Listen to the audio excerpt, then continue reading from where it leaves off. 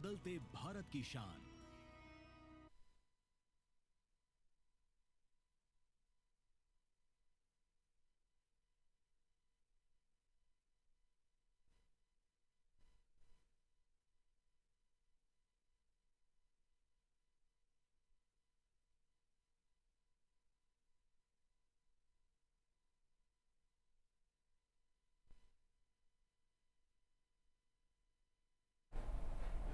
नमस्कार, स्वागत है आपका स्वस्थ किसान में। मैं हूं अंजू सिंह। स्वस्थ किसान एक ऐसा कार्यक्रम है जिसके माध्यम से हम आप तक कई ऐसी महत्वपूर्ण जानकारियां पहुंचाते हैं जिन्हें जानकर आप स्वस्थ जीवन जी सकते हैं। जी हाँ, हमारी कोशिश ये होती है कि हमारे किसान, हमारे दर्शक अपने स्वास्थ्य के प्रति जागरूक रहें, सतर्क रहें, ताकि एक खुशनुमा जीवन वो बिता सकें। आज हम जिस विषय पर बात करने वाले हैं वो बहुत महत्वपूर्ण है। जी हाँ, ENT यानी आपके नाक, इसके अलावा कान और अगर हम गले की बात करें तो ये तीनों बहुत ही महत्वपूर्ण हमारे अंग हैं और आमतौर पर हम इन्हें अलग अलग समझते हैं, लेकिन सच्चाई ये है कि तीनों आपस में जुड़े हुए, कनेक्टेड हैं। यानी अगर एक भी अंग में किसी तरह की समस्या हुई तो बाकी के दोनों अंग भी प्रभावित होंगे। इसीलिए ENT को लेकर यानी अपने नाक, कान और गले को लेकर हमेशा सतर्क रहें और एक स्वस्थ जीवन जीने के लिए, एक बेहतर जीवन जीने के लिए बहुत ज़रूरी है कि आपके नाक, कान, गले बिल्कुल स्वस्थ रहे, किसी तरह का संक्रमण ना हो, किसी तरह का दर्द ना हो। इसीलिए बहुत आवश्यक है कि आज का कार्यक्रम आप ध्यान से देखें, क्योंकि आज हम इसी विषय पर बात करने वाले हैं। तो आइए सबसे पहले नज़र डालते हैं आज के विषय पर। आज का विषय नाक, कान और गले का संक्रमण, कारण, लक्षण और उपचार। अगर इन विषयों से जुड़े हुए अगर आपके कोई भी सवाल है, आप किसी भी तरह की समस्या से गुजर रहे हैं, कोई जागरूकता से जुड़ा हुआ आपका कोई सवाल है, कोई आशंका है, उसे दूर करना चाहते हैं, तो आज का मंच आपके लिए है। आप हमारा ईमेल आईडी भी नोट कर सकते हैं, यानी आप हमें ईमेल भी कर सकते हैं, हमें हमारे टोल फ्री नंबर पर कॉल भी कर सकते हैं। तो आइए सबसे पहले हमारा टोल फ्री नंबर देख लेते हैं, 1800-113060। दूसरा नंबर 1800-113061। टोल फ्री, यानी इस पर आपका कोई शुल्क नहीं लगेगा। इसके साथ ही आप हमें अपने सवाल ईमेल भी कर सकते हैं। जैसा कि आप जानते हैं कि कार्यक्रम के दौरान जो भी ईमेल आते हैं उन्हें भी हम साथ ही साथ कार्यक्रम में शामिल करते हैं। स्वस्थ किसान लाइव 2024@gmail.com। तो आपके ईमेल्स का भी हमें इंतज़ार रहेगा। आप हमें कॉल भी कर सकते हैं, जो भी माध्यम आपके लिए सुविधाजनक हो उसे आप अपना सकते हैं।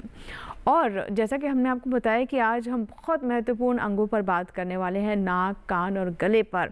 और अगर आप स्वस्थ रहना चाहते हैं तो आज का कार्यक्रम बहुत ध्यान से देखें, क्योंकि आज के विषय में बहुत सारी जानकारियां निकल कर आने वाली हैं और इसमें मदद करने वाले हमारे दो खास मेहमान जो कि स्टूडियो में मौजूद है। आइए बारी बारी से आपकी उनसे मुलाकात करवा देते हैं। हमारे साथ डॉक्टर राकेश कुमार जी हैं। सर, बहुत बहुत स्वागत है। आप प्रोफेसर हैं ENT विभाग, एम्स अस्पताल दिल्ली में। और हमारे दूसरे मेहमान हैं डॉक्टर सुनील कुमार, आप डायरेक्टर प्रोफेसर हैं ENT विभाग, लेडी हार्डिंग मेडिकल एवं अस्पताल दिल्ली में ही। सर, आपका भी बहुत बहुत स्वागत है। तो बहुत ही ख़ास मेहमान है हमारे साथ स्टूडियो में। आप समझ सकते हैं कि सीधा आप हमसे बात कर सकते हैं, हमारे मेहमानों से, हमारे डॉक्टर से बात कर सकते हैं और जो भी सवाल है, जो भी आशंका है, समस्या है, उसका समाधान जान सकते हैं। चलिए अब बातचीत की हम शुरुआत करें। उससे पहले आज के विषय को और बेहतर तरीके से समझाने के लिए, जानने के लिए ये रिपोर्ट हम देख लेते हैं।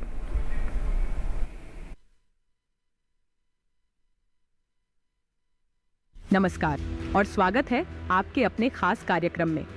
आज हम चर्चा करेंगे कान, नाक और गले के संक्रमण पर, जो आम तौर पर हल्के लक्षणों के साथ शुरू होते हैं, लेकिन कभी-कभी ये गंभीर रूप ले सकते हैं। संक्रमण जीवाणु या विषाणु से हो सकता है और ये शरीर के इन तीनों हिस्सों को अलग-अलग तरह से प्रभावित करता है। कान के बाहरी, मध्य और भीतरी हिस्सों में संक्रमण हो सकता है। नाक के संक्रमण नाक मार्ग और साइनस को प्रभावित कर सकते हैं। वहीं गले के संक्रमणों में टॉन्सिलिटिस और लेरिंजाइटिस जैसे नाम सुनने को मिलते हैं। ये सभी संक्रमण सामान्य सर्दी, फ्लू, स्ट्रेप थ्रोट और कभी-कभी खसरा या मोनोन्यूक्लियोसिस जैसी बीमारियों के कारण भी हो सकते हैं। धन्यवाद भूमि। इन संक्रमणों के लक्षण अलग-अलग हो सकते हैं। कान में दर्द, सुनने की क्षमता में कमी, संतुलन की समस्या या स्राव जैसे लक्षण दिखाई देते हैं। नाक के संक्रमण से नाक बहना, बंद होना, छींक आना और सिर दर्द हो सकता है। गले के संक्रमण से निगलने में कठिनाई, खराश और खुजली होती है। हालांकि ज्यादातर मामलों में इन संक्रमणों से घबराने की जरूरत नहीं होती, लेकिन अगर लक्षण लंबे समय तक बने रहें, गंभीर हो जाएं या बार बार संक्रमण हो तो डॉक्टर से परामर्श अवश्य करें।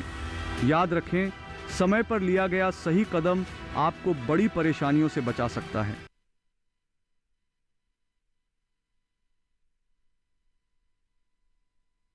कदम आपको बड़ी परेशानियों से बचा सकता है और इसके लिए बहुत ज़रूरी है कि आप इस विषय के बारे में विस्तार से जानें ताकि लक्षण आप समझ सकें अगर कोई भी ऐसी परेशानी आपके सामने आती है। तो चलिए बात करते हैं हमारे विशेषज्ञ से। और सबसे पहले डॉक्टर राकेश, मैं आपसे जानना चाहूँगी, जैसे कि हम ENT की बात कर रहे हैं और अमूमन हम ENT को इतने गंभीरता से नहीं लेते हैं। अगर खराश होती है, नाक में भी कुछ है, गले में है और सुनने में भी, तो जब तक हमें दर्द नहीं महसूस होता है, जब तक हमारा आम जन जीवन जो है वो प्रभावित नहीं होता है, तब तक हम डॉक्टर के पास जाना ही नहीं चाहते हैं या फिर इसे एक रेगुलर चेकअप के तौर पर भी हम इसे इतनी गंभीरता से नहीं लेते हैं। कितना ज़रूरी है इस सोच को बदलना? देखिए, ऐसा है कि जो नाक, कान, गले का जो भी इन्फेक्शन होता है, जैसे पहले भी आपकी रिपोर्ट में भी बताया गया कि जो इन्फेक्शन होता है यूजुअली वायरस से होता है। जो वायरस के इन्फेक्शन होते हैं वो आमतौर से सेल्फ लिमिटिंग होते हैं, यानी कि 7 से 10 दिन में अपने आप ठीक हो जाते हैं। तो ज़्यादातर केसेस में तो ये ठीक है कि भाई इन्फेक्शन हुआ, आपने बहुत सीरियसली नहीं लिया और वो सेटल भी हो गया। लेकिन एक दो चीज़ें हैं जिसमें आपको सीरियसली लेने की ज़रूरत है। एक तो यह, कोई भी इन्फेक्शन अगर होता है आपका और अगर 2 या 3 दिन में ठीक नहीं हो रहा है या उसमें इम्प्रूवमेंट नहीं आ रही है तो आपको ज़रूर डॉक्टर से मिलना चाहिए। दूसरा है, अगर आपको सर्दी जुकाम के जो सिम्टम हैं, जो लक्षण हैं, अगर वो बहुत ज़्यादा हैं, जैसे कि सर्दी जुकाम हो रही है और बहुत तेज़ बुखार है और आपको बहुत ज़्यादा वीकनेस लग रही है जी, इसका मतलब ये है कि कोई सीरियस इन्फेक्शन है, तो उसके लिए भी आप डॉक्टर के पास जाएं। जी जी। और तीसरी बात यह है कि अपने आप इलाज ना करें। कई बार होता है कि भाई घर पे कोई दवाई पड़ी है कि पहले जुकाम हुआ था तो इसको भी यही दे दें, वो आपको नहीं करना है। बिल्कुल, आमतौर पर यही होता है कि ओवर द काउंटर भी कई बार हम जा कर के देखते हैं, लोगों को पूछ लेते हैं कि ये सिम्टम्स हैं और आप कोई दवा दे दीजिए। वो भी सही नहीं है, क्योंकि हो सकता है कि एक डॉक्टर ही इसे बेहतर समझ सकता है। अब बात करते हैं डॉक्टर सुनील से। सर, मैं आपसे जानना चाहूँगी कि आमतौर पर जैसा कि हम जान रहे हैं कि सर्दियाँ हैं, धीरे धीरे पारा गिर रहा है, अब तो कई जगह पर बारिश भी हो रही है और ये संक्रमण होने के लिए बहुत ही मुफीद स्थिति होती है। और सबसे पहले हम जानते हैं कि हमें सर्दी ज़ुकाम होना, और सर्दी ज़ुकाम हुआ तो कान भी उससे प्रभावित हो जाता है। किस किस तरह के इन्फेक्शन, संक्रमण इस सीज़न में हो सकते हैं? अंजू जी, जैसे आपने कहा, इस समय उत्तरी भारत में काफ़ी कड़ाके की ठंड पड़ रही है। जी, जी, जी। और इस कड़ाके की ठंड में हमें को थोड़ी ठंड लग जाती है। कई बार आपने कपड़े सही ढंग से नहीं पहने हुए हैं तो हम वायरस के इन्फेक्शन होते हैं उसकी चपेट में आ जाते हैं। जनरली अक्सर तो हम नॉर्मली तो जुकाम होता है, वो जैसे डॉक्टर राकेश ने बताया 3-4 दिन में, 5-6 दिन में वो ठीक हो जाता है। यदि वो परसिस्ट करता है या हमारे को थूक में या बलगम में पीलापन आ जाता है या उसमें कलर ग्रीन हो जाता है और बुखार लगातार नीचे नहीं आ रहा है, बढ़ रहा है और ऊपर ज़्यादा सिम्टम बढ़ रहे हैं, तो वो हमारी एक चिंता का विषय बनता है। और हमारी एक ट्यूब होती है जो हमारे गले को कान से जोड़ती है जी। और कई बारी वो इन्फेक्शन जो होता है इतना बढ़ जाता है कि वो इन्फेक्शन हमारा गले से कान में पहुंच जाता है और कान के भीतर जो है पर्दे के पीछे इन्फेक्शन हो जाता है, जिसकी वजह से बहुत सीवियर हमारे को पेन होता है और हमारे को सुनना भी कम हो जाता है। जी। और यदि उसमें कॉम्प्लिकेशन हुए तो वो इन्फेक्शन कई बार ब्रेन में भी चले जाता है। अक्सर नहीं जाता, लेकिन छोटे बच्चों में या जो ओल्ड है उनमें जा सकता है और कॉम्प्लिकेशन हो सकती हैं। तो इसके लिए हम ये चाहेंगे यदि ऐसा कुछ होता है तो आप बिना झिझक के किसी भी डॉक्टर के पास में जाएं और कोशिश करें, यदि आपको कान नाक गले का विशेषज्ञ मिलता है तो उनके पास में जाइए। वो एक एंटीबायोटिक शुरू करेंगे और एक पेन के लिए दवाई देंगे और उसी से ही आप निश्चिंत रहिए, बिल्कुल ठीक हो जाएंगे। जी जी, बिल्कुल। तो जैसा कि आपने बताया कि आमतौर पर ये कुछ दिनों में ठीक भी हो जाता है, लेकिन अब ख़ास तौर पर बच्चों और बुज़ुर्गों को विशेष ध्यान रखने की आवश्यकता है। और जिसे हम कई बार हल्के में ले लेते हैं, अब जो हमें गले में खराश है या फिर ज़ुकाम है, कफ़ है, ये आपके दिमाग तक को प्रभावित कर सकता है, जैसा कि हमारे एक्सपर्ट ने भी बताया। लेकिन वो परिस्थितियाँ बहुत आगे जाकर आती हैं, इसीलिए आगे स्थिति ख़राब हो, ऐसे हालात बने उससे पहले ही निदान कर लेना चाहिए। और अगर ये परसिस्टेंट है, लगातार है, तो बिल्कुल हल्के में ना लें। आपके कॉल्स का इंतज़ार है। आप हमें कॉल कर सकते हैं हमारे टोल फ्री नंबर पर, हमें ईमेल कर सकते हैं, अपने सवाल हम तक पहुंचा सकते हैं। अब मैं डॉक्टर राकेश आपसे जानना चाहूँगी, शुरुआत करते हैं बारी बारी से। जैसे कि सबसे पहले तो सर्दी ज़ुकाम से शुरुआत करते हैं, फिर हम नाक पर आएंगे, फिर कान की बात कर देंगे। तो सर्दी ज़ुकाम की अगर हम बात करें तो एक तो पोल्यूशन कहीं, जैसे दिल्ली जैसे शहरों में हम देख रहे हैं कि पोल्यूशन भी है, स्मोक भी है, दूसरी तरफ ठंडक भी बढ़ रही है, बीच में बारिश भी हो गई है। तो किस किस तरह के इन्फेक्शन इस वक्त हो सकते हैं सर्दी ज़ुकाम से, हम अगर से जोड़कर देखें तो? जी, जैसे हमने पहले बात की, जो सबसे ज़्यादा कॉमन जो इन्फेक्शन है वो होता है वायरस की वजह से, और इसके अलावा जो बैक्टीरियल इन्फेक्शन है उससे भी हो सकता है, और फंगस भी हो सकता है, क्योंकि जब भी मॉइस्चर जहाँ होगा वहाँ पे फंगस हो सकता है। तो ये तीनों तरह के हो सकते हैं। और जैसे एक धारणा ये है कि अगर आप ठंड में जाएंगे तो आपको इन्फेक्शन होने का खतरा है, ऐसा नहीं होता है। होता ये है कि जब आप ठंड में जाते हैं, और ठंड के दिनों में आपने देखा होगा ज़्यादातर लोग आपस में एक कमरे में बैठेंगे हीटर लगा के, या आपने आग जलाई हुई है उसके आसपास बैठे हुए हैं। तो अगर किसी को इन्फेक्शन है तो ड्रॉपलेट से उसके जो सांस ले रहा है या खांस रहा है, छींक रहा है, वहाँ से इन्फेक्शन स्प्रेड होता है जो हवा के साथ। तो अगर आप उसके क्लोज कांटेक्ट में हैं तो फिर आपको भी इन्फेक्शन होगा। और दूसरा क्या है कि अगर आप बहुत पास में बैठे हैं और दिन छोटे हैं, रातें बड़ी हैं, और कांटेक्ट काफ़ी लंबा होता है, तो जो आमतौर से कोई भी इन्फेक्शन होगा वायरस होगा, और वायरस के बाद अगर वो 5-7 दिन में नहीं ठीक होता है तो उसके बाद बैक्टीरिया आता है जी। और फंगस इन्फेक्शन आमतौर से जो हेल्दी लोग हैं उनमें नहीं होता है। ये दो ही कारणों से होगा, या तो उसको ऑलरेडी कोई बीमारी है जैसे कि शुगर है या ओल्ड एज है, पहले कॉम्प्रोमाइज्ड है अगर वो तो। जी, अगर उनकी जो रोगों से लड़ने की शक्ति अगर कमज़ोर है तो उन केस में फंगस इन्फेक्शन होता है। जी जी बिल्कुल। तो जैसा कि आपने बताया कि फंगस इन्फेक्शन किस किस स्थिति में हो सकता है, अगर आपकी प्रतिरोधक क्षमता कमज़ोर है, इम्यूनिटी कम है, और ख़ास तौर पर हम देखते हैं बुज़ुर्गों में और बच्चों में ये समस्या होती है कि वो उतने स्वस्थ कहें या फिर कहें इम्यूनिटी थोड़ी उनकी कमज़ोर हो जाती है। बच्चे क्योंकि बहुत नाजुक होते हैं और बुज़ुर्ग क्योंकि उम्र ज़्यादा हो चुकी होती है, तो ऐसे में उन्हें थोड़ा और ज़्यादा सतर्क रहने की आवश्यकता है। और वैसे हम कहते भी हैं कि सर्दियों में बच्चों और बुज़ुर्गों को अलग से एहतियात बरतने की आवश्यकता होती है। बारी बारी से इस पर हम चर्चा करेंगे। मैं डॉक्टर सुनील आपसे जानना चाहूँगी, जैसे कि हमने इन्फेक्शंस की बात की, तो और किस किस तरीके से इन्फेक्शंस हो सकते हैं? ये तो बात की हमने सर्दी ज़ुकाम की, अब नाक की भी हम बात कर लेते हैं। ये सर्दी ज़ुकाम नाक को किस हद तक प्रभावित कर सकता है?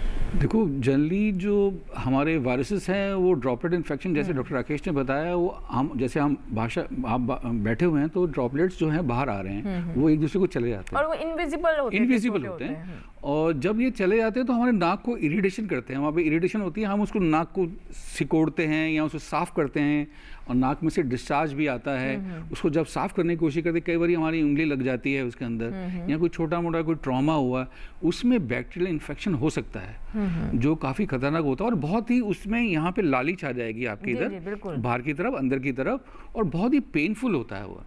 और ये इन्फेक्शन काफ़ी डेंजरस होता है, क्योंकि यहाँ से इन्फेक्शन जो है हमारे ब्रेन तक भी जा सकता है, जिसको हम टेक्निकल भाषा में वेस्टिबुलाइटिस बोलते हैं। इसके लिए हमारे को इन्फेक्शन कंट्रोल करना चाहिए, और हमारे को एंटीबायोटिक शुरू करनी है, और लोकल एंटीबायोटिक क्रीम भी लगानी है। एक तो ये हो गया, ये कॉमन है। दूसरा ये होता है कि हम ये जो नाक में जुकाम हुआ, ये पहले तो वायरस होता है, यदि ये परसिस्ट करता है तो इसको बैक्टीरिया इन्फेक्शन हो जाते हैं। जी। और वो बैक्टीरिया, क्योंकि हमारा जो नाक है वो ये जो दो हड्डियां हैं इनको साइनसेस बोलते हैं, यहाँ पे और भीतर होती हैं, वो इन्फेक्शन नाक से इन हड्डियों में भी जा सकता है, जिसको हम आम भाषा में साइनोसाइटिस बोलते हैं। बिल्कुल, तो सर उसी पे मैं आने वाली थी कि साइनस इन्फेक्शन किस तरीके से हो सकता है? ये इन्फेक्शन वायरस से शुरू होता है, उसके बाद में बैक्टीरिया में कन्वर्ट हो जाता है, और उससे क्या होता है कि ये जो साइनसेस होते हैं ये हमारे नाक के अंदर खुलते हैं। जब वो इन्फेक्शन होता है तो वो रास्ता बंद हो जाता है, और वो सिक्रीशंस जो हैं वो बाहर निकल नहीं पाते हैं, और उनके बीच में इन्फेक्शन की वजह से पस पड़ जाती है, और ये पस जो है काफ़ी ख़तरनाक भी होती है। यदि इसको इलाज नहीं किया जाए तो इसमें कॉम्प्लिकेशन भी हो सकती हैं। इन दो हड्डियों के अलावा बीच में एथमॉइड होती है जो नाक के पीछे होती है, उसमें भी इन्फेक्शन हो सकता है। और एक हमारे पूरे जो हमारा गला है उसके बीचों बीच होती है, वहाँ पे भी इन्फेक्शन हो जाता है। साइनोसाइटिस की वजह से एक्यूट में हमारे को लगेगा कि जी हमारे एक तो जो कॉमन सिम्टम्स हैं, हेडेक हो गया, नेजल डिस्चार्ज हो गया, और भारीपन रहेगा, यहाँ पे भारीपन रहेगा, और नाक भी बंद हो सकता है। बिल्कुल। जी जी, अब जैसे नाक बंद होने की बात कही तो सर हम ये भी देखते हैं कि जब ये सर्दी ज़ुकाम होता है या फिर इस तरह का इन्फेक्शन होता है तो दो तरह की कंडीशन होती है। एक तो ये कि या तो नाक आपकी बहेगी, डिस्चार्ज रहेगा, और दूसरा नाक बंद भी हो जाती है, जो कि बड़ा ही घुटन भरा और बहुत तकलीफदेह होता है। जी। तो इन दोनों लक्षणों के बारे में बताएं। देखो, शुरू में तो नेजल डिस्चार्ज होता है, और उसके बाद में जब वहाँ पे स्वेलिंग हो जाती है तो हमारा नाक बंद हो जाता है। इसके लिए सबसे कॉमन उपचार तो घरों में हम ये है कि हम गर्म पानी की भाप ले सकते हैं। और लेकिन यदि आप केमिस्ट के पास जाते हैं, जो हमने अक्सर देखा है, जो घरों में होता है, वो उससे दवा मांगते हैं, मेरा नाक बंद हो गया है, मुझे कुछ दवाई दे दीजिए।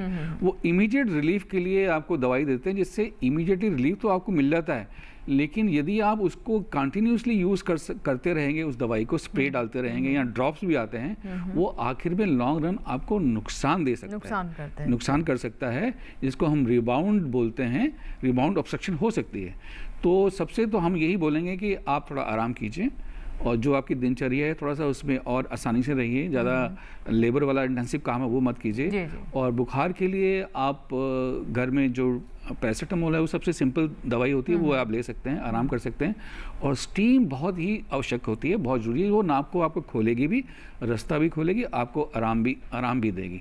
और घरों में हम जो अक्सर काढ़ा बना के पीते हैं या अदरक की चाय पीते हैं, वो भी हम ले सकते हैं। उसमें हमारे को कोई नुकसान नहीं बल्कि फ़ायदा ही देती है। तुलसी डाल के आप ले सकते हैं उसमें, और अदरक डाल सकते हैं, इलायची डाल सकते हैं। वो हमारे गले को भी खोलेगी, हमारे को अंदर निगलने में भी आसानी होगी, और स्टीम से और हमारे को बिल्कुल। और सर स्टीम में कई बार लोग कहते हैं कि ये डाल लें, वो डाल लें, वो ठीक नहीं, मतलब बिल्कुल प्लेन स्टीम आपको लेनी चाहिए, उसमें उस पानी में कुछ मिक्स नहीं करना चाहिए। प्लेन स्टीम वो बिल्कुल इफेक्टिव है, उसमें कोई दिक्कत नहीं है, घरेलू उपचार आप कर सकते हैं। जी बिल्कुल। तो देखिए, अभी हमने बात की कि आमतौर पर इस मौसम में जो सर्दी जुकाम हो जाता है, गला उससे काफ़ी प्रभावित होता है, इसके साथ ही नाक का बंद होना, बहना, साइनस इन्फेक्शन होना, इनके बारे में हमने डिस्कस किया। फिलहाल छोटा सा हम ब्रेक लेंगे, और ब्रेक के बाद जब वापस आएंगे तो हम बात करेंगे कान की भी, यानी अभी गले और नाक पर भी हम चर्चा जारी रखेंगे। अगर आपके कोई सवाल है तो आप हमें ईमेल कर सकते हैं। ईमेल आईडी हम लगातार टेलीविजन स्क्रीन पर आपके लिए फ्लैश करते रहेंगे। और आज हम बात कर रहे हैं ENT की। कहीं मत जाइएगा, ब्रेक के बाद भी चर्चा जारी रहेगी, आपके सवाल भी लेंगे। देखते रहें स्वस्थ किसान।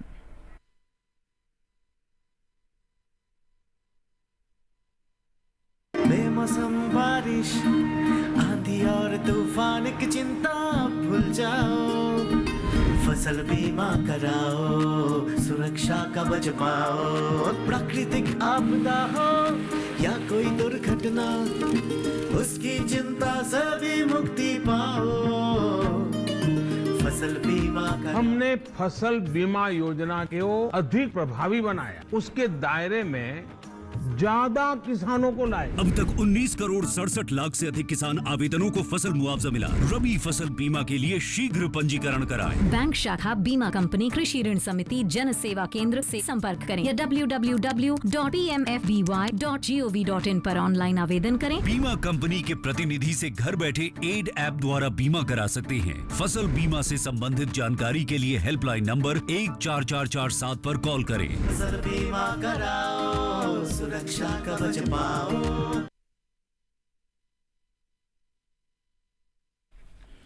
ब्रेक के बाद एक बार फिर आपका स्वागत है। आप देख रहे हैं स्वस्थ किसान। आज हम बात कर रहे हैं ENT यानी नाक कान गले के बारे में।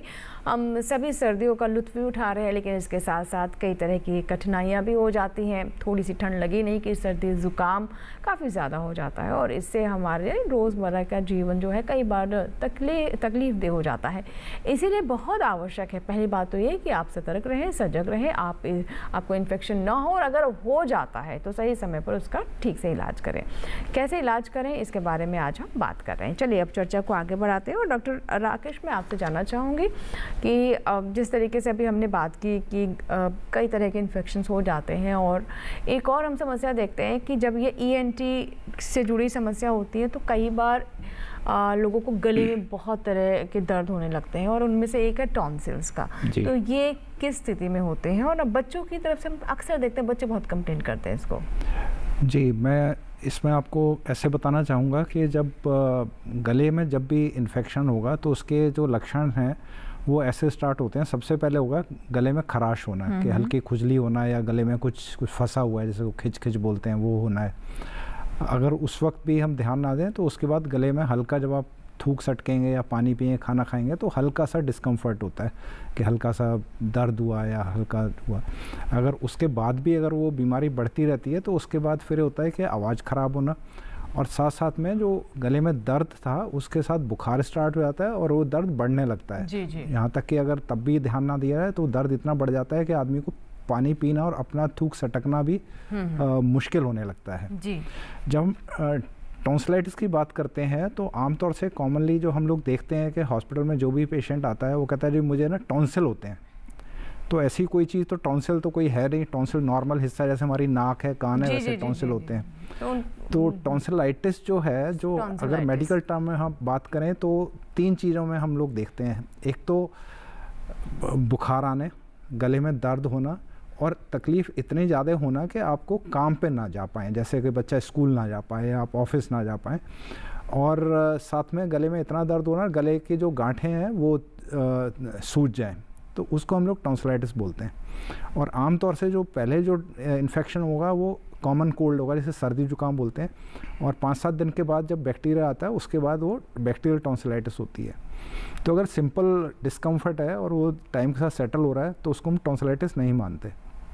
अगर टॉन्सिल हो जाता है, टॉन्सिलाइटिस है, टॉन्सिल में इन्फेक्शन है, बैक्टीरियल इन्फेक्शन, तो उसमें जो अगर हम गले को देखेंगे अंदर लाल दिखेगा, और जो टॉन्सिल जो गले के साइड पे जो 2 गांठें हैं उसमें पस पॉइंट दिखेंगे, पीले पीले धब्बे दिखेंगे उसमें, और साथ में गले की गांठें फूल जाती हैं। जी जी। तो उस वक्त मरीज़ को हम बोलते हैं कि भाई आप दवाइयाँ लें, इसमें एंटीबायोटिक भी होती है और पेन किलर, और इसके अलावा माउथ वॉश, जैसे कि गुनगुने पानी में नमक डाल के गरारे करें, और खाने के लिए लिक्विड डाइट दें, जैसे कि तरल पदार्थ जैसे कि सूप है, खिचड़ी वगैरह, खिचड़ी है, दलिया है, ऐसे दें जिसके के आदमी खा पाए।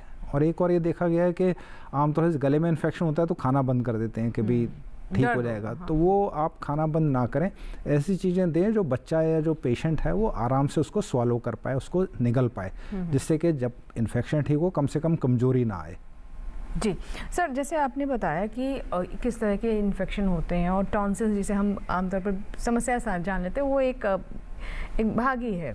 अब सर अगर इस तरह का दर्द हो रहा है और ये पता भी चल गया है कि समस्या कहाँ है, कई बार लोग डॉक्टर के पास ना जाकर घरेलू उपचार करते हैं, उसकी सिकाई करना शुरू कर देते हैं। कई बार तो मैंने भी सुना है कि कच्ची मिट्टी का लेप कर देते हैं तो उससे भी ठीक होता है। तो ये सब मतलब क्या ये सिर्फ एक भ्रांतियाँ हैं या फिर वाकई में से कुछ नहीं? देखिए, जो वायरल इन्फेक्शन है वो सेल्फ लिमिटिंग होता है, 5-7 दिन में ठीक हो जाता है। अगर आपके जो सिम्टम्स हैं, जो लक्षण हैं वो बढ़ रहे हैं टाइम के साथ, तो इसका मतलब ये है कि आप अपना घरेलू उपचार ना करें, डॉक्टर्स की सलाह लें, क्योंकि इसका मतलब है उसमें बैक्टीरियल इन्फेक्शन हो गया और वो बढ़ता रहेगा। उसके लिए एंटीबायोटिक और दूसरी दवाइयों का इस्तेमाल करना पड़ेगा। कि अगर हम उसका इस्तेमाल कर लेंगे तो आप जल्दी रिकवर कर जाएंगे। अगर उसको ज़्यादा बढ़ने देंगे तो जो हर एक चीज़ का जो कॉम्प्लिकेशन है, इसका भी कॉम्प्लिकेशन हो सकता है। कई बार टॉन्सिलाइटिस में आजकल वो काफ़ी कम हो गया है, पहले 20-30 साल पहले ये होता था कि जिसको टॉन्सिल का इन्फेक्शन हुआ उसकी किडनी भी अफेक्ट हो गई और हार्ट में भी इफेक्ट हो गया, जैसे जिसको बोलते थे rheumatoid heart disease, rheumatic heart disease जो बोलते थे। क्योंकि एंटीबायोटिक यूज़ हो रहे हैं तो वो हार्ट का इन्वॉल्वमेंट और किडनी का इन्वॉल्वमेंट कम हो गया है। तो एक बार अगर लक्षण बढ़ रहे हैं तो डॉक्टर की सलाह आप ले लें। जी जी, ठीक है। डॉक्टर सुनील, एक हमारे पास अभी ईमेल आया है, हम वो भी ले लेते हैं। और हमारे दर्शक हैं ये सर्वेश कुमार अयोध्या से, इन्होंने सवाल भेजा है और ये कहते हैं कि सूखी खांसी आ रही है, बलगम भी जमा है, स्माइल भी नहीं आती है, हल्का सा सर भारी भी रहता है। नहीं, एक तरफ तो कह रहे हैं सूखी खांसी आती है, फिर बलगम भी आ रही है, बलगम जमा हुआ है और सर भारी सा महसूस होता है और कहते हैं स्माइल नहीं आती, मतलब ये समझ नहीं आया सर, इसका भी कुछ होता है? सूखी खांसी तो हो सकती है, और यदि बलगम आ रहा है फिर तो थोड़ा हमारे को ये सोचना पड़ेगा। जमा हुआ है बता रहे हैं? नहीं, जो बलगम है ये भी हो सकता है कि छाती में कोई समस्या है, और ये भी हो सकता है कि साइनस में कोई प्रॉब्लम है, उसकी वजह से भी बलगम आ सकता है। लेकिन यदि वो सूखी खांसी है तो सूखी खांसी अक्सर हमारे को जब भी गला खराब वगैरह होता है उससे पहले सूखी खांसी होती है। उसके लिए तो आप खूब सारा पानी पिए, और जो भी डस्टी एटमॉस्फेयर है जहाँ पे आप काम करते हैं या जहाँ पे घर पे रहते हैं उसमें थोड़ा सी ह्यूमिडिफाई कर सकते हैं आप, थोड़ा सा उसमें छिड़काव कर सकते हैं या थोड़ी स्टीम कर सकते हैं पूरे। जैसे आजकल सर्दियां हैं और इन सर्दियों के मौसम में जो हमारा वातावरण होता है वो ड्राई एयर हो जाती है जी, उसकी वजह से हम लोग कई बार खांसी हो जाती है। तो उसका सबसे आसान तरीका ये वाला है, जब आप सोएं तो एक कोने में थोड़ा सा गर्म पानी कर लें और उसकी भाप जो है पूरे कमरे में हो जाए, और वो इतनी हो जाए कि आपका घर में यदि कोई शीशा है तो उस पर थोड़ा सा एक फॉगिंगनेस ही आ जाती है, तब वो एक आइडियल सिचुएशन है। और ये अक्सर बच्चों में बहुत कॉमन होता है कि ड्राई कफ होती है जी जी, और मैं तो ये सलाह दूंगा, एक तो ये उपचार कर लें, यदि इसमें आपको नहीं हो पा रहा है तो एक विशेषज्ञ को जरूर आप दिखाएं, और एक बार छाती वाले डॉक्टर को भी दिखा दें कि कहीं ऐसा तो नहीं कि आपको अस्थमा की कोई प्रॉब्लम है, क्योंकि अस्थमा में ये ड्राई कफ इज़ बहुत ही कॉमन होता है, अक्सर होता है। तो मैं ये चाहूँगा कि कान नाक गले विशेषज्ञ के अलावा एक छाती वाले डॉक्टर को भी आप जरूर दिखाएं कि सूखी खांसी का क्या कारण है। जी बिल्कुल सर, क्योंकि आपने अस्थमा का यहाँ पर जिक्र कर दिया, हालांकि वो हमारा अलग विषय हो गया, लेकिन फिर भी क्योंकि आमतौर पर जब हम नाक कान गले की बात करते हैं तो ये भी समस्या आती है कि कई बार। नहीं अंजू जी, मैं थोड़ा सा रोकना चाहूँगा कि ये जो अस्थमा है आप ये मत सोचिए कि सिर्फ ये छाती को ही अफेक्ट करता है, ये हमारे जो कान नाक गला है उसमें भी, क्योंकि जो हमारा एक लेयर होती है वही नाक वाक में भी सेम है और वही हमारे फेफड़ों में भी है। तो कई बार जो अस्थमा के लक्षण होते हैं वो कान नाक गले में भी आ जाते हैं, तो इसलिए ये इसका संबंध भी उसके साथ में है। जी, तो क्या मतलब अगर ऐसे सिम्टम्स दिखाई देते हैं और जो खास तौर पर बुजुर्ग और जिन्हें अस्थमा की समस्या है उन्हें कैसे सतर्क रहना चाहिए, उन्हें क्या करना चाहिए? एक तो जो ड्राई कफ होगी उसके लिए आप खूब सारा पानी पिए, स्टीम लें, और यदि आपको सांस में दिक्कत हो रही है तो आप ब्रोंकोडायलेटर ले सकते हैं, वो आपको फिजिशियन लिखेंगे या चेस्ट वाले जो डॉक्टर है वो लिखेंगे। और यदि वही समस्या आपके यदि गले में है तो ऑलमोस्ट सिमिलर चीज़ें ही यही काम करेंगी, लेकिन हमारे एक स्टेरॉइड होता है वो हम स्प्रे लिख के देते हैं, वो सिमिलर ही होता है जो हम छाती में देते हैं, अस्थमा में देते हैं, वो ऑलमोस्ट सिमिलर होता है जो हम नाक में भी यूज़ कर सकते हैं, जो कि बहुत ही इफेक्टिव है और बहुत ही अच्छा उसका इलाज संभव हो सकता है। जी जी। अब डॉक्टर राकेश, एक हमारे पास ईमेल आया है, जल्दी से भी ले लेते हैं, और हमारे दर्शक है मनीष यादव, ये कहते हैं कि इनके मुंह में छाले बहुत होते हैं, बार बार होते हैं, दवाई खाते हैं तो ठीक हो जाते हैं, लेकिन उसके बाद फिर से हो जाता है, कोई परमानेंट इलाज इसका नहीं हो पा रहा है। तो सर इसका मतलब मुंह के छालों का क्या संबंध हो सकता है, ये किस तरह के इन्फेक्शन हो सकते हैं? जी देखिए, 2-3 चीज़ें ध्यान रखने की हैं। पहला तो जो अगर मुंह में बार बार छाले हो रहे हैं तो हम लोग आम तौर से बोलते हैं इसमें विटामिन बी की कमी है जी। अब आप दवाई लेते हैं, विटामिन लेते हैं, वो ठीक हो जाता है, फिर से वापस आता है।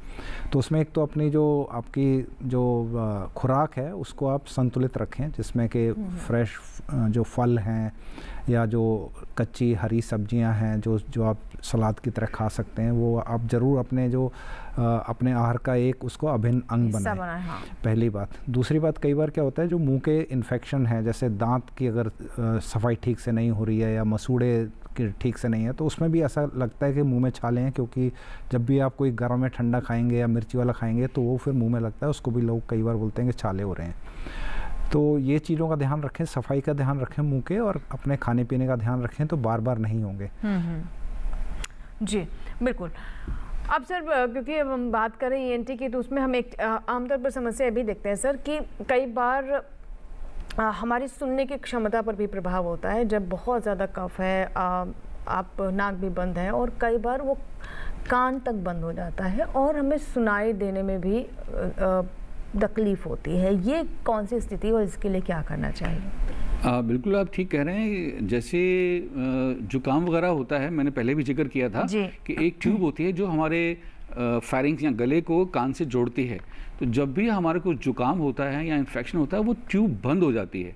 जब वो ट्यूब बंद हो जाती है तो वो सिक्रीशन जो है हमारे जो कान मिडल ईयर जिसे बोलते हैं वहाँ पे फ्लूइड इकट्ठा हो जाता है और वो बाहर निकल नहीं पाता है, जिसकी वजह से हमारे कान जो हैं वो बंद हो जाते हैं।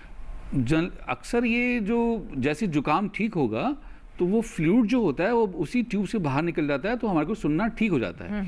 लेकिन यदि वो परसिस्ट कर रहा है, इन्फेक्शन वो अभी भी है और परसिस्ट कर रहा है, यानी बार बार रह रहा है और 1-2 हफ्ते में वो यदि वो क्लियर नहीं होता है तो हमारे को उसका उपचार करना चाहिए। और यदि ये उससे ज़्यादा भी रहता है तो कई बार हमारे को वो फ्लूइड जो वो निकालना ही पड़ता है। लेकिन ऐसी नौबत बहुत ही कम लोगों में आती है। अक्सर जैसे जुकाम ठीक होता है तो ये हमारा कान का जो कम सुनना है वो अपने आप ठीक हो जाता है। स्टीम जो हम लेते हैं तो उसका भी असर होता है, मतलब बिल्कुल उसका फर्क पड़ता है। जैसे ही आप स्टीम लेंगे वो जो हमारे छोटे छोटे सीलिया जैसे हमारे बाल होते हैं इस तरीके की छोटी छोटी चीज़ें सीलिया बोलते हैं, वो अपना फंक्शन शुरू कर देंगे और वो फ्लूइड को बाहर निकाल देंगे और बिल्कुल आप ठीक हो जाएंगे। जी चलो, इसी के साथ ही यहाँ पर वक्त हुआ एक और छोटे से ब्रेक का, लेकिन ब्रेक के बाद जब वापस आएंगे तो हम बात करेंगे कि कई बार जब ये सर्दी ज़ुकाम काफ़ी ज़्यादा हो जाता है और नाक भी बंद है, कान में भी दर्द महसूस हो रहा है और इसके साथ साथ दांतों में भी दर्द शुरू हो जाता है, कि ये सब क्यों होता है, गले में सूजन जैसी समस्या आ जाती है, ये कौन सी स्थिति होती है और इसके लिए हमें क्या करना चाहिए। कहीं मत जाइएगा, देखते रहें स्वस्थ के साथ छोटा सा ब्रेक।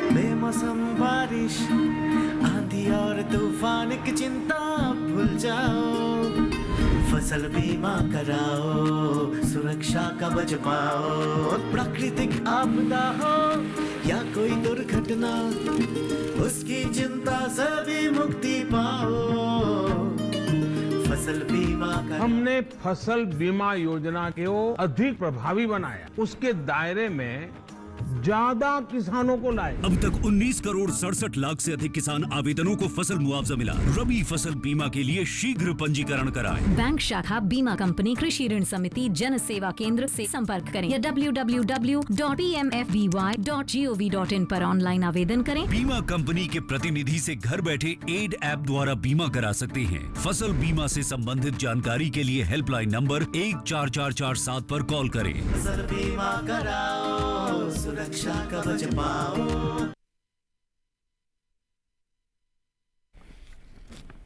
ब्रेक के बाद एक बार फिर आपका स्वागत है। आज हम बात कर रहे हैं ENT यानी नाक कान गले की। सर्दियों का मौसम है, काफ़ी ठंडक हो रही है उत्तर भारत में और इस ठंडक के साथ साथ हमें नाक कान गले की भी समस्या हो जाती है, जो कि आम बात है। लेकिन ये समस्या ज़्यादा ना रहे और आप सही समय पर लक्षण समझें, उनका उपचार कर पाएँ, यही हमारी कोशिश है कि आप जागरूक रहें। चलिए बातचीत को हम आगे बढ़ाते हैं। और सर, डॉक्टर सुनील, मैं आपसे जानना चाहूँगी कि जिस तरीके से हमने ब्रेक से पहले बात की कि कान पर किस तरह का प्रभाव हो जाता है और कई बार हमने देखा है कि ये दर्द पहुँचते पहुँचते दांतों तक पहुँच जाता है, गले में सूजन तक आ जाती है, ये ऐसा क्यों होता है? अक्सर कान का दर्द जो है गले में नहीं जाता, ये गले का दर्द कान में चले जाता है, जिसको हम अपनी भाषा में रेफर्ड पेन बोलते हैं। जो कान का दर्द है वो बहुत सारे कारणों से हो सकता है। जैसे अभी छाले की, अभी किसी ने पूछा सवाल, यदि गले में कुछ छाले हैं या हमारे जीभ पे कुछ छाले हैं या जीभ पे कोई अल्सर हो गया है, वो जो दर्द होता है वो हमारे कान में जाता है। और दांतों का दर्द जो होता है वो बहुत ही कॉमन है, जो दांत में यदि कीड़ा लग गया है, यहाँ पे कोई कैविटी बन गई है, और वो जो दर्द होता है वो हमारे कान में जाता है। यहाँ तक कि ये जो जॉइंट है जिसको हम टिम्पैनोमैंडिबल TM जॉइंट बोलते हैं, इसमें भी यदि कोई परेशानी है, कोई प्रॉब्लम है, वो भी हमारे कान में रेफर्ड पेन जिसको बोलते हैं वो कान में जा सकता है। ये तो हमारे रेफर्ड पेन के कारण है, जो कान में नहीं है समस्या लेकिन कान में दर्द होता है जी। और कुछ समस्याएं ऐसी हैं जो कान के अंदर हैं जिसकी वजह से कान में दर्द होता है। उसमें बहुत तो कॉमन हमारा सबसे पहले तो हमारा जिसको हम कान की मैल बोलते हैं, उसके निकालने की भी बहुत कोशिश की जाती है। जी हाँ, वैक्स की वजह से भी कान में दर्द हो सकता है। वहाँ पे कोई फिंसी वगैरह भी हो सकती है और पर्दे के पीछे जो है वहाँ पे भी इन्फेक्शन हो सकता है, जिसको हम एक्यूट सुपुरेटिव ओटाइटिस मीडिया बोलते हैं, जहाँ की कान के पर्दे के पीछे पस का इकट्ठा हो जाना, उसकी वजह से भी कान में दर्द हो सकता है। जी सर, कान की बात कर रहे हैं तो कुछ ईमेल भी आए हैं, वो भी मैं लूँगी। और ये कान की समस्या से जुड़ा हुआ ईमेल ही है। और ये जो दर्शक हैं हमारे नीतीश कुमार है सीकर राजस्थान से, ये कहते हैं कि इनके कान में पिछले 4 से 5 सालों से साए साए की आवाज़ लगातार सुनाई दे रही है और बहुत इलाज कराने के बाद भी इसमें कोई लाभ नहीं हो रहा है। कई डॉक्टर से इलाज करवाने पर भी कोई परमानेंट इलाज नहीं हो पाया है। इसका कोई क्या परमानेंट इलाज हो सकता है? और दिनचर्या या खान पान में कोई कंट्रोल करने की आवश्यकता है क्या? खान पान किसी खास तरह का रहना चाहिए जिससे समस्या दूर हो सकती है? डॉक्टर राकेश, आप बताना चाहेंगे? जी, जैसा आपने बताया, इससे लगता है सीटी की आवाज़ सुनाई देती है कुछ लोगों को, कुछ लोगों को खरखराहट सी लगती है। आमतौर से ये होता है कि 45-50 साल के बाद जब आपकी एज बढ़ती है तो उस वक्त कान के जो सुनाई की नस है उसमें वीकनेस आती है, और जब वीकनेस आएगी तो उसके साथ साथ कान में आवाज़ आती है, जैसे झिंगुर की आवाज़ होना या साए साए की आवाज़ होना। तो कब किसी भी कारण से अगर आपकी सुनने की नस में कमज़ोरी आई है, चाहे वो नॉइज़ इंड्यूस्ड है कि भाई आपने बहुत तेज़ आवाज़ पे लाउड स्पीकर के सामने खड़े हो गए या ईयरफोन लगा रहे हैं, तब भी ये आवाज़ आती है। एक बार आवाज़ आ जाती है तो इसका परमानेंट इलाज क्या है? अगर इन्होंने डॉक्टरों से ऑलरेडी ओपिनियन ले लिया है और उन्होंने इलाज बताया उसके बाद भी ठीक नहीं हो रही, तो आप किसी अच्छे ENT विशेषज्ञ को दिखाएं। तो आजकल एक टेनिटस रीट्रेनिंग प्रोग्राम है, तो उसमें क्या करते हैं कि आपको जो आवाज़ आ रही है उसमें कुछ मास्कर्स होते हैं, वो देते हैं और आपको ये ट्रेनिंग किया जाता है कि आप उसकी आवाज़ की तरफ ज़्यादा ध्यान ना दें और आप अपना ध्यान दूसरी तरफ केंद्रित करें, इससे कि आपको परेशानी कम होगी। जी। कोई ऐसी डाइट नहीं है जो हम दें और आवाज़ ख़त्म हो जाए, लेकिन हाँ, जो प्रिवेंटिव है, इससे बचाव कैसे किया जा सकता है? जो ओल्ड एज तो देखिए सबको ही आना है, वो तो हम लोग नहीं प्रिवेंट कर सकते हैं, लेकिन अच्छा हेल्दी लाइफस्टाइल रखना, शोर शराबे से दूर रहना, ईयरफोन का इस्तेमाल कम से कम करें, कान को अपने आप साफ करने की कोशिश ना करें। जी। तो मतलब इससे कान साफ करते भी हैं, जो ईयरबड्स हैं, जो हम देखते हैं कई बार लोग तो साफ कराने जाते हैं कान, वो वैक्स, वो वाकई में क्या आवश्यकता होती है? क्योंकि जहाँ तक मेरी जानकारी डॉक्टर इससे मना ही करते हैं। जी, आमतौर से कान जो है अपने आप साफ होने वाली जगह है, वो भगवान ने कान को ऐसा बनाया अपने आप साफ होता रहता है। लेकिन कुछ केसेस में ये होता है कि अपने आप साफ ना होने की वजह से वो अंदर मैल इकट्ठा हो जाता है। तो अगर आप डॉक्टर के पास जाएंगे, वो 6 महीने में, साल में एक बार चले जाएं, तो उसको अच्छे से अंदर से देख के उसको क्लीन किया जा सकता है। तो अपने आप कोशिश ना करें, और ईयरबड तो बिल्कुल ना डालें, क्योंकि ईयरबड का साइज़ जो है कान के होल के बराबर ही है, तो उस पर वैक्स को बाहर निकालना मुश्किल है, अंदर घुसाना और आसान होता है, और जिससे कि आपका ड्रम फट सकता है, आपकी सुनाई की क्षमता और ख़राब हो सकती है। तो आप डॉक्टर के पास जाके आप इसको वैक्स को निकलवा सकते हैं। जी। डॉक्टर सुनील, अब मैं आपसे जानना चाहूँगी, एक हमारे पास एक सवाल आया है और हमारे दर्शक जो है स्नेहा है, वो बताती है कि इनकी फादर को पिछले 3 महीने से टॉन्सिल स्टोन है। टॉन्सिल स्टोन बता रही हैं ये, जो कि दवाइयों से भी ठीक नहीं हो रहा है। कभी कभी गले में दर्द महसूस होता है और उसका साइज़ भी हल्का बड़ा हो जाता है, और जानना चाहते हैं कि क्या इसका कोई परमानेंट इलाज हो सकता है? बिल्कुल स्नेहा जी, बिल्कुल इसका इलाज संभव है।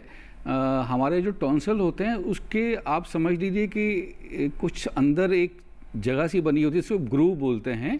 वहाँ पे हमारे फूड पार्टिकल्स इकट्ठे हो जाते हैं, और जिसके ऊपर कैल्शियम और मैग्नीशियम के साल्ट जमा होके वो एक पत्थर बन जाता है। ठीक है। हाँ, उस पत्थर को हम आराम से निकाल सकते हैं, और इसका इलाज जो है ये बिल्कुल ही पॉसिबल है। आपको किसी भी ENT विशेषज्ञ के पास में जाएं, वो आपको हाथों हाथ भी निकाल सकते हैं, बिना, मेरा कहने का मतलब कि बेहोश करने के बिना भी निकल सकता है। यदि वो बहुत बड़ा है तो कई बार हमारे को वो टॉन्सिल भी निकालना पड़ता है, और ये कोई बहुत बड़ा ऑपरेशन नहीं है, ना ही बहुत बड़ी बीमारी है, और ये इसका इलाज आराम से हो सकता है। यदि छोटा तो हम इसको OPD बेसिस पे ही पकड़ के निकाल सकते हैं, और यदि ये बड़ा है, बहुत बड़ा हो गया है, तो हो सकता है हमारे को वो निकलना मुश्किल हो, क्योंकि फंस जाता है, तो हम कई बार हमारे को वो टॉन्सिल भी निकालना पड़ता है, जो कि वो खास, मैं कहूँगा कि कोई खास खतरे वाली बात नहीं है। ठीक है, तो मतलब अगर इनकी समस्या ज़्यादा है तो टॉन्सिल भी निकला सकता है, लेकिन बेहतर यही है कि डॉक्टर के पास जाए और सही परामर्श ले। अब एक और हमारे पास ईमेल आया सर, ये प्रतीक्षा है हमारे दर्शक, और ये कहते हैं कि बहुत छींकें आती रहती हैं, दवाई लेते हैं तो दिन के वक्त नहीं आती है, लेकिन फिर से शुरू हो जाती है, क्या करें सर, क्या बताएं? छींकें हमने देखा कई लोगों को काफ़ी ज़्यादा छींकें आती हैं। जो छींकें आना, जो लक्षण हम बोलते हैं, वो बोलते हैं एलर्जिक जी। एलर्जी की वजह से, एलर्जिक राइनाइटिस जिसको बोलते हैं। अब ये 2 तरह का कॉमनली हम लोग डिवाइड करते हैं इसको। पहला जो एलर्जी है आपकी डस्ट से, स्मोक से, इसको एलर्जिक राइनाइटिस बोलते हैं, और दूसरा टेम्परेचर चेंज से जो होता है उसको हम लोग वेजोमोटर राइनाइटिस बोलते हैं। और ज़्यादातर केसेस में ये कॉम्बिनेशन होता है, तो कई बार डिफ्रेंशिएट करना मुश्किल होता है। तो जैसे उन्होंने बताया कि बार बार आता है, तो पहली जो चीज़ इनको करनी चाहिए ये है, तो पहले पता करें कि किस वजह से होता है। अगर सर्दियों में है तो टेम्परेचर चेंज से हो रहा है, तो आप अपना कोशिश करें टेम्परेचर चेंज मिनिमाइज़ करें। जैसे कि अगर आपने हीटर चलाया हुआ है, एकदम से बाहर ना निकलें। जब आप बाहर निकलना है, हीटर पहले बंद कर दें, फिर बाहर जाएं। नहाने जा रहे हैं तो पानी बहुत गर्म या बहुत ठंडा नहीं होना चाहिए, बॉडी टेम्परेचर पे रहे। और बाथरूम से निकलने से पहले अपने आप को पूरा सुखा लें और पूरे कपड़े पहन के बाहर आएँ। जब आप बिस्तर से बाहर आ रहे हैं तो फिर चप्पल पहन के ही बाहर निकलें, नंगे पैर फर्श पे पैर ना रखें। अगर आपका धूल मिट्टी से हो रहा है तो आपको जहाँ पे धूल या मिट्टी आ रही है, अपने मुंह को और नाक को आप रुमाल से या फिर दुपट्टे से या अंगूछे से आप उसको कवर कर लें, इससे कि धूल मिट्टी अंदर ना जाए। तो ये अगर करेंगे तो दवाइयों की ज़रूरत कम से कम पड़ेगी। इसके बावजूद अगर दिक्कत हो रही है तो पहले जैसे हमने बात की कि डॉक्टर के पास जाएंगे, तो कई बार एंटी एलर्जिक दवाइयाँ होती हैं जो स्प्रे फॉर्म में भी हैं कि नाक में स्प्रे करेंगे तो उससे कंट्रोल कर पाएंगे, और उससे नहीं होता है तो हम कुछ दवाइयाँ मुंह से खाने के लिए देते हैं। वो अगर स्प्रे से कंट्रोल नहीं हो रहा है तब आप मुंह से दवाइयाँ खाएंगे तो उसको कंट्रोल कर पाएंगे। एलर्जी कई बार जैसे आती क्यों है, क्योंकि सब लोग उससे एक्सपोज हैं, कुछ लोगों को आती है और कुछ को नहीं आती। तो जैसे कई बार स्टार्ट होता है, जैसे बचपन में हुआ, कई बार जब आप बड़े होते हैं, अडल्टहुड में पहुँचते हैं तो कई बार अपने आप ठीक हो जाती है। जब तक ठीक नहीं होती तो दवाइयों से इसको हम लोग कंट्रोल कर सकते हैं, लेकिन सबसे पहला ज़रूरी है कि इससे आप बचाव रखें, इससे दवाइयों की ज़रूरत कम से कम पड़े। जी, एक और मेरे पास मिला है सर, ये रीता देवी है और फैज़ाबाद उत्तर प्रदेश से है ये, और ये कहती हैं कि रात में सोती हैं तो नाक बंद हो जाती है, हल्की खांसी आती है, कोई दवा बताएं सर। रात के वक्त इनको सोते सोते नाक बंद हो जाती है, खांसी भी आती है। रीटा जी, खांसी भी आती है, लेकिन आपकी मुझे उम्र 30 साल है सर। 30 साल जी। अच्छा, मुझे उम्मीद है कि आपका जो वज़न है वो ज़्यादा नहीं होगा। कई बारी जिसको हम स्लीप एपनिया भी बोलते हैं, कई बारी वो भी प्रॉब्लम होती है। खराटे तो नहीं ज़्यादा लेते हैं, और मैं तो ये चाहूँगा किसी विशेषज्ञ के पास में जाएं। वो आपका एक साइनोसाइटिस में भी ये समस्या हो सकती है, और इस उम्र में एक और होता है कि हमारा पित्त जो होता है वो वापस आता है। रिफ्लेक्स। जी, रिफ्लेक्स जिसे बोलते हैं, हम इसको टेक्निकल भाषा में जर्ड बोलते हैं। वो जो पित्त होता है, खाना हम जब खाते हैं तो वापस आके यहाँ पे इरिटेट करता है, जिससे हमारे को खांसी आती है और गले में खराश रहती है। जी जी। तो पहले तो हम ये चाहेंगे आप अपना जो जीवन, जो दिनचर्या है उसको थोड़ा आप चेंज करें। आप खाना खाएं, भर पेट की खाना ना खाएं, उसका जो वॉल्यूम है वो कम रखें और उसकी फ्रिक्वेंसी आप बढ़ा सकते हैं।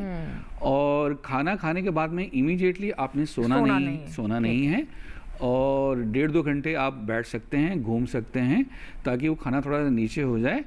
और पहले तो इसी को एहतियात बढ़ते हैं आप। और जब आप सोएं तो आपका जो सर वाला हिस्सा है वो थोड़ा सा ऊंचा रहे, ताकि वो रिफ्लेक्स जो है वापस ना आए, वो नीचे की तरफ जाए। तो मतलब ये हमारी प्रिकॉशंस जी हाँ लेनी है। और यदि इन चीज़ों से आपको इतिहास से आपको फ़र्क नहीं पड़ता तो हम दवाइयाँ भी लिख के दे सकते हैं, लेकिन पहले आपको ये देखना पड़ेगा किस वजह से हो रहा है। और आजकल तो हमारे पास में ऐसी कैथेटर आ गए हैं, वो हम देख सकते हैं कि वो जो रिफ्लेक्स वापस आ रहा है या नहीं आ रहा। वो डॉक्टर साहब के पास में जाएंगे, आपको एक वो तार तरीके की चीज़ होती है, आपको मुंह से या नाक से डाल देंगे, और उसका जो पीएच लेवल है हमारे जो ऊपर आ रहा है, रिफ्लेक्स जिसे बोलते हैं, उससे कंफर्म हो जाएगा और उसका इलाज संभव है। आराम से आप इलाज करवा सकते हैं। जी जी बिल्कुल। तो आपको डायरेक्शन दे दी है डॉक्टर साहब ने कि हो सकता है ये समस्या हो, तो एक बार दिखा लें ज़रूर, एक बार फिर से डॉक्टर से कंसल्ट करें। अब एक और सर ईमेल आया है, और ये है उमा है, इनकी उम्र 24 साल है, बुलंदशहर उत्तर प्रदेश से हैं ये। और ये कहते हैं कि मुझे कभी कभी सुबह शाम गले, कान और नाक में बहुत खुजली होती है और छींक बहुत आती है, कभी कभी क्या कारण हो सकता है सर? जी, हमने अभी जो पहले हमारे जो छींक वाला था, उन्होंने वही बोला, तो उसमें मैं यही बोलूँगा कि जो हमने पहले बात की है वही है। एलर्जी हो सकती है तो आप ये देखने की कोशिश करें कि किस चीज़ से आपको ये दिक्कत होती है। अगर धूल से है तो धूल से बचाव रखेंगे, टेम्परेचर चेंज से है तो टेम्परेचर चेंज से आप अपना बचाव रखें। अगर फिर भी ठीक नहीं होता है तो आप डॉक्टर के पास जाइए, वो आपको एलर्जी की दवाइयाँ देंगे तो उससे ज़रूर इसको कंट्रोल कर पाएंगे। जी सर, ये अब कान से जुड़ा एक सवाल है। नाम है आकांक्षा सिंह, 25 साल इनकी उम्र है और ये झारखंड से है। कान में इन्फेक्शन बार बार होता है और पस भी निकलता है, दवा खाने से ठीक हो जाता है और फिर से हो जाता है, सुनाई भी नहीं देता, दर्द भी बहुत तेज़ होता है। सर आकांक्षा जी, जैसे आपने ये समस्या बताई है, मुझे लगता है शायद आपका कान का पर्दा जो है वो फटा हुआ हो सकता है। आपने शायद कंसल्ट भी किया होगा, तो एक दो सवाल अभी तो मैं नहीं पूछ पाऊँगा। यदि उसमें बार बार इन्फेक्शन पस आ रही है तो पर्दा तो फटा हुआ है, क्या उसमें से बदबू भी आती है? यदि उसमें से बदबू भी आती है उस पानी जो निकल रहा है कान में से, तो आपको इसका मतलब यह है कि कान की हड्डी भी गली हुई है, जिसका ऑपरेशन जो है आपको जल्द से जल्द करवाना चाहिए, नहीं तो कॉम्प्लिकेशन भी हो सकती हैं। जी। और जैसा आपने कहा कि दवाई खाने से आपको आराम मिल जाता है, तो उसमें चांसेस ये है कि हड्डी नहीं गली होगी, सिर्फ पर्दा ही फटा हुआ होगा। उसके लिए आपको पहले कान साफ करना है, और जैसे आपने कान में रुई डाली और यदि वो उसमें गीलापन लगता है तो आपने फिर से डालनी है चेंज करके। यदि वो सूखा हुआ बाहर आता है कॉटन, उसके बाद में लोकल एंटीबायोटिक्स आप डाल सकते हैं, जिससे आपको आराम मिलेगा। लेकिन यदि उसमें कान में पस आ रही है और उसमें बदबू आ रही है, तो इसका मतलब और सीरियस प्रॉब्लम है, जो आपको कान नाक गले विशेषज्ञ को दिखाना चाहिए और इसका ऑपरेशन करना पड़ेगा। जी सर, जैसे कान की हड्डी की आप बात करें और जो कि बहुत ही नाजुक हड्डी होती है, ये कई बार प्रभावित हो जाती है, हम बहुत अच्छे से कान का ख्याल नहीं रखते हैं, तो इसके लिए क्या करना चाहिए? ये कितना ज़रूरी है कि यहाँ तक इन्फेक्शन ना पहुँचे? देखो, कान की एक तो कान हो गया, कान के अंदर भी 3 छोटी छोटी हड्डियाँ होती हैं, वो भी गल जाती हैं। और पहले तो ये है कि ये एहतियात ये है कि इन्फेक्शन ना हो कान में। जब भी आपको लगे कि आपको साइनस की प्रॉब्लम है या ईयर की प्रॉब्लम है, कान नाक गले की समस्या बढ़ रही है, तो अब उसका उपचार है कि एंटीबायोटिक्स लें और कान में कुछ मत डालें। यदि फिर भी आपको कान का पर्दा फट गया है, कान का पर्दा 2 तरीके से फटा हुआ होता है। एक तो सिर्फ पर्दा ही फटता है, और दूसरा ये होता है पर्दे के फटने के अलावा आसपास की जो हड्डियाँ होती हैं वो भी गल जाती हैं, जिसको हम आम भाषा में अनसेफ बोलते हैं या स्क्वेमस डिसीज़ बोलते हैं, जिससे कि कॉम्प्लिकेशन के चांसेस ज़्यादा हो जाते हैं। क्योंकि ये इन्फेक्शन जो होता है कान के आसपास भी फैल सकता है, हमारे ब्रेन के अंदर भी जा सकता है, कान के पीछे भी जा सकता है। तो इसलिए हम ये चाहेंगे कि ऐसी यदि नौबत आती है तो आप कान नाक गले विशेषज्ञ के पास ज़रूर जाएं और अपना इलाज करवाएं, रंगीन एक्सरे करवाएं। उसमें पता चल जाएगा कि हड्डी गली हुई है नहीं गली हुई है।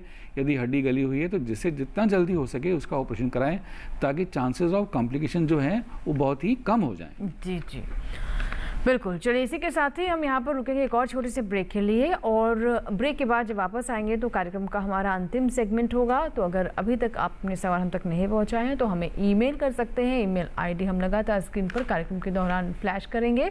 तो छोटा सा ब्रेक लेते हैं, कहीं मत जाइएगा, आप अपने सवालों के साथ तैयार रहें।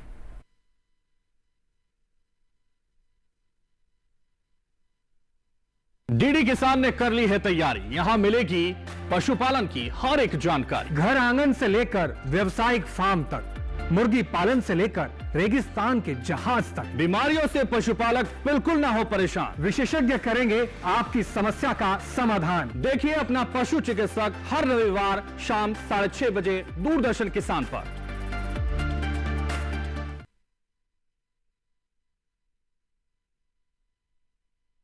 ब्रेक के बाद एक बार फिर आपका स्वागत है। आप देख रहे हैं स्वस्थ किसान। आज हम नाक कान गले की बात कर रहे हैं और कुछ हमारे पास और सवाल आए हैं, ईमेल्स आए हैं, आइए उन्हें भी हम शामिल करते हैं कार्यक्रम में। और सर, ये सवाल है, हमारे दर्शक हैं योगेंद्र सिंह, जिन्होंने उत्तर प्रदेश से हमें सवाल भेजा है और ये कह रहे हैं कि इनकी उम्र 45 साल है, साइनस की प्रॉब्लम है और डॉक्टर को दिखाया, इलाज चल रहा है, गले में भी कुछ हल्का हल्का सा महसूस होता है और रेड टॉन्सिल जैसा लगता है उन्हें। सर, क्या वजह हो सकती है? डॉक्टर राकेश क्या बताना चाहिए? जी, जैसा उन्होंने बताया इलाज चल रहा है, उसके बावजूद इनको जो दिक्कत है, तो पहली बात तो ये है कि जो साइनस जो बोल रहे हैं कि साइनस है, तो ज़्यादातर ऐसा लगता है मुझे, हो सकता है कि जरा एलर्जी हो इनको नाक की, और इसकी वजह से नाक की एलर्जी के साथ साथ साइनस की भी एलर्जी है, और उसमें सिक्रीशन आते हैं जो नाक के पीछे गले में आपके टपकते हैं और ऐसा लगेगा गले में भी कुछ है जो फंस रहा है। जी जी। तो अगर इलाज ले रहे हैं तो उसका इलाज लंबा चलता है, उसमें कंट्रोल कर पाएंगे और उस इलाज को लेते रहें। साथ में जो गले में दिक्कत है उसके लिए थोड़ा सा गुनगुने पानी में नमक डाल के गरारे करेंगे तो उसमें भी थोड़ी सी राहत मिलेगी। इसके अलावा अगर बैक्टीरियल साइनस इन्फेक्शन है वो तो एंटीबायोटिक 3-4 हफ्ते के लिए आपको डॉक्टर देंगे और उसके बाद वो कंट्रोल हो जाएगा। मुझे लगता नहीं कि बहुत ज़्यादा घबराने की बात है। अगर स्पेशलिस्ट के पास जा रहे हैं तो ऑब्वियसली इनको वो मॉनिटर करेंगे और इनकी इम्प्रूवमेंट या कितना कंट्रोल कर पा रहे हैं उसके हिसाब से आगे का जो प्लान है वो करेंगे डिसाइड। जी जी, एक और सर सवाल है और ये काफ़ी लंबा सवाल इन्होंने भेजा हमारे जो दर्शक हैं। ये अमृता है, इनकी उम्र 31 साल है, साइनस पेन है पिछले 7 सालों से और फेशियल कुछ पेन्स रहते हैं, नोज़ में, आइज़ एरिया में सर दर्द भी रहता है, चीक बोन्स में भी दर्द महसूस होता है और बता रही काफ़ी ज़्यादा रोज़ाना उनको दर्द महसूस होता है इन सभी एरियाज़ में। कई तरह के इलाज कराने के बाद भी बहुत ज़्यादा इन्हें कोई फ़ायदा नहीं हुआ, लेकिन ड्राई साइनसाइटिस है इन्हें और इस सर्दी कम नहीं होती है, डेली काफ़ी ज़्यादा दर्द रहता है, बेचैनी भी महसूस होती है और इस दर्द की वजह से काफ़ी परेशान है। गम्स में भी पेन महसूस होता है, दांतों में भी दर्द रहता है और जैसे वो प्रेस करती हैं तो कई सारी समस्या है, आँखों में भी इसका प्रभाव हो रहा है। इन्हें क्या करना चाहिए सर? जो आपने सिम्टम्स बताए हैं बहुत सारे, मतलब जी नाक में, कान वो में, तो गले टिपिकली में। साइनसाइटिस का ही हमारे को लग रहा है। जो आपने समस्याएं हमारे को बताई हैं, जो गिनवाई हैं, मैं ये जानना चाहूँगा कि यदि इनका कोई रंगीन एक्सरे हुआ है, यदि रंगीन एक्सरे में ये यदि उसमें डायग्नोसिस हो गया है और तो फिर इनका हमारे को एक एंडोस्कोप्स होते हैं जो डाल के हम इसको नाक के अंदर देखते हैं। जो एंडोस्कोप होते हैं वो पेंसिल की तरह होते हैं और पेंसिल 4 mm का उनका डायमीटर होता है जिससे हम डाल के इनको डायग्नोसिस कर सकते हैं और उनकी जो ओपनिंग है, साइनसिस की ओपनिंग है जो हमारे नाक में खुलते हैं, उनको हम खोल सकते हैं तो ये ठीक हो सकता है। लेकिन उससे पहले एक CT स्कैन आपको करवाना पड़ेगा और शायद आपने करवा भी लिया हो। तो यदि नहीं करवाया है तो वो आप किसी भी कान नाक गले विशेषज्ञ के पास में जाएं, वो एक रंगीन एक्सरे करवाएंगे, उसके बाद में एंडोस्कोपिक सर्जरी करेंगे और ये इसका इलाज संभव है। और लेकिन कई बार ये बार बार हो जाता है जिसकी वजह से आपको एहतियात बरतने पड़ेंगे और हो सकता है आपको डॉक्टर साहब कुछ लोकल स्प्रे भी दें जो कि हमारे हिसाब से काफ़ी इफेक्टिव होते हैं और आपकी इस समस्या का समाधान आराम से निकल सकता है। जी बिल्कुल, तो आपने देखा कि किस तरीके से आप इन समस्याओं का समाधान कर सकते हैं। कई बार सिम्टम्स दिखाई देते हैं और उन्हें हम नज़रअंदाज करते जाते हैं और काफ़ी दर्द भी झेलना पड़ता है। तो सर अब हम एक ओवरऑल हेल्थ के लिए होलिस्टिक तरीके से हम समझने की कोशिश करें तो आपका नाक, कान, गला ये स्वस्थ रहे। जैसे हम कहते हैं कि अगर आप रेगुलर वॉक करते हैं तो ओवरऑल आप हार्ट के लिए काफ़ी अच्छा है, आपका ग्लूकोज कंट्रोल में रहता है। इसी तरह से नाक, कान, गला हमारा स्वस्थ है, इसके लिए हमें आमतौर पर क्या करना चाहिए? देखिए 2-3 चीज़ें मैं बताऊंगा। एक तो ये है कि पर्सनल हाइजीन, जो अपनी साफ़ सफाई का ख्याल रखें। जिसको सर्दी जुकाम हुआ है, जब भी खांसे छींके तो कपड़े से नाक और मुंह को ढक लें और कोशिश करें जहाँ पे और लोग बैठे हैं वहाँ से आप थोड़ा सा दूर हो जाएं। इससे जो दूसरों को इन्फेक्शन नहीं पहुंचेगा, पहली बात। दूसरा, जैसे आपने बोला कि कोई भी फिजिकल एक्टिविटी, एक्सरसाइज, वॉकिंग, ये आपको हेल्दी रखने में काफ़ी मदद करेगी। आपका जो आहार है वो संतुलित होना चाहिए। आप परहेज़ रखें, बहुत ज़्यादा आपको सडन टेम्परेचर चेंज जो है वहाँ से थोड़ा सा अपना बचाव रखें। अगर धूल मिट्टी है वहाँ से आप अपना बचाव रखें। जिस वक्त पॉल्यूशन ज़्यादा है उस वक्त बाहर कम जाएं। अगर अब जाना बहुत ज़रूरी है तो नाक को, मुंह को ढक के बाहर जाएं। या जैसे अगर खेतों में भी काम कर रहे हैं, जैसे मान लीजिए वहाँ पे भूसा बहुत उड़ रहा है तो उस वक्त भी नाक और मुंह को ढक के ही काम करें। शोर शराबा जहाँ पे है, बहुत शोर मच रहा है तो आप कान में एक रुई को टाइट करके लगा सकते हैं, इससे कि शोर कम होगा, जिससे आपका जो सुनाई है उस पर असर कम से कम होगा। इसके अलावा कोई भी जो नाक कान गले की बीमारी है 3-4 दिन से ज़्यादा अगर चल रही है और आपके लक्षण बढ़ रहे हैं तो आपको नाक कान गला विशेषज्ञ हैं उनकी आप सलाह लें। तो मेरे हिसाब से 3-4 चीज़ें अगर करेंगे तो काफ़ी इसमें आपको मदद मिलेगी नाक कान गले की समस्याओं से छुटकारा पाने में। जी, सर क्योंकि अभी ये सर ने जिक्र किया नॉइज़ पोल्यूशन का, और हमारे किसान जो खेतों में काम करते हैं आजकल, क्योंकि बहुत हम मशीनीकरण देख रहे हैं और काफ़ी साउंड रहता है, काफ़ी शोर रहता है खेतों में, तो एक तो उससे किसानों की सुनने की क्षमता पर किस तरह का प्रभाव पड़ सकता है, और दूसरे हम ये भी देखते हैं with the age, old age में भी आपको ऊंचा सुनाई देता है और कई तरह के हेयरिंग एड्स भी इस्तेमाल किए जाते हैं। तो मैं चाहूँगी इस पर भी थोड़ा हमारे दर्शकों को बताएं कि क्या ये ट्रीटेबल है, क्या ओल्ड एज में सुनने की क्षमता जो प्रभावित होती है, और साथ ही किसानों के लिए क्या सलाह? देखो अंजू जी, जैसे जैसे हमारी उम्र बढ़ती है हमारी सुनने की जो क्षमता है वो प्राकृतिक रूप से कम हो जाती है। लेकिन यदि हम थोड़ा सा एहतियात ना बरतें, जैसे हमारे किसान भाई हैं वो ट्रैक्टर पे काम करते हैं या और मशीनों पे काम जिसकी बहुत ज़्यादा आवाज़ आती है जी, यदि उसको आप नज़रअंदाज करेंगे, उसका ध्यान नहीं देंगे, तो ओल्ड एज में आपकी जो सुनने की क्षमता जो है वो जल्दी ख़त्म हो जाएगी।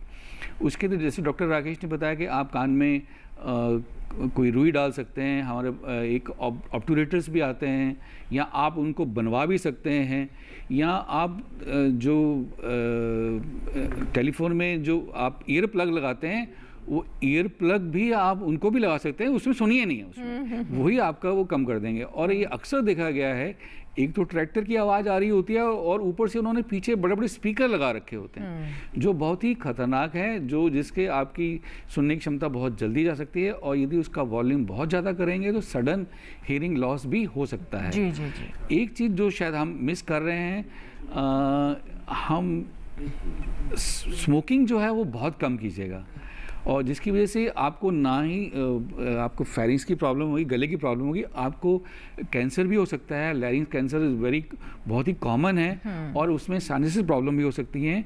और स्मोकिंग बिल्कुल कम की थी, जैसे गांव में होता है बीड़ी पी लेते हैं, या चलो हुक्का तो सेफ है या आप ये पी लीजिए, नहीं, किसी भी तरीके का जो स्मोकिंग किसी भी तरीके की स्मोकिंग है वो हमारी बॉडी के लिए हानिकारक है, चाहे वो बीड़ी का रूप है, चाहे वो हमारा सिगरेट का रूप है, चाहे वो हुक्का है। जी बिल्कुल। तो जैसा कि आपने बताया कि किसानों को विशेष एहतियात बरतने की आवश्यकता है, धुएं में काम ना करें, पहली बात तो ये है, बहुत धुआं ना करें। खेतों में भी हम देखते हैं सर्दियों में किसान धुआं कर देते हैं, वो भी ना पर्यावरण के लिए सही है, ना ही आपके स्वास्थ्य के लिए, और ना ही उस तरीके से फसलों में उसका कोई लाभ होता है, जैसा कि हमारे एक्सपर्ट्स बताते हैं। और दूसरा, बहुत ज़्यादा शोर में काम ना करें। उम्र के साथ सुनने की जो क्षमता है वो प्रभावित होती है, लेकिन अगर आप पहले से एहतियात बरतेंगे, यानी आप बचपन से युवावस्था में भी अपने कानों का ख्याल रखेंगे, तो ये लंबे समय तक आपका साथ देते रहेंगे, आपकी सुनने की क्षमता बेहतर रहेगी। बहुत बहुत शुक्रिया सर आपका भी, और सर आपका भी बहुत बहुत शुक्रिया। आप दोनों, डॉक्टर सुनील और डॉक्टर राकेश, हमारे साथ स्टूडियो में रहे और बहुत सारे हमारे मेल्स के जवाब दिए, और आज के विषय को बहुत ही विस्तार से, बहुत ही सरल भाषा में समझाने का प्रयास किया। बहुत बहुत धन्यवाद एक बार फिर से। तो हमें पूरी उम्मीद है कि हमारे दर्शक बहुत ध्यान रखेंगे, इस सर्दी के मौसम का पूरा लुत्फ उठाएं, लेकिन साथ ही साथ अपनी सेहत का भी ख्याल रखें। अगर आप चाहते हैं कि स्वस्थ किसान में किसी एक और विषय पर भी हम कार्यक्रम लेकर आएँ, उनसे जुड़े विशेषज्ञों से बातचीत करें, तो इसके लिए आप हमें सुझाव भेज सकते हैं। आपको हमारा कार्यक्रम कैसा लगा ये भी हमें बताएं, स्वस्थ किसान लाइव 2024@gmail.com पर। तो आपके ईमेल्स का हमें इंतज़ार रहता है। आपके सुझाव हमें स्वस्थ किसान को बेहतर करने में मदद भी करेंगे, और अगर आप कोई विषय के बारे में भी बताना चाहते हैं तो का भी स्वागत है। आप स्वस्थ रहें, मंगल रहें, और हाँ, दूरदर्शन किसान देखते रहें। नमस्कार।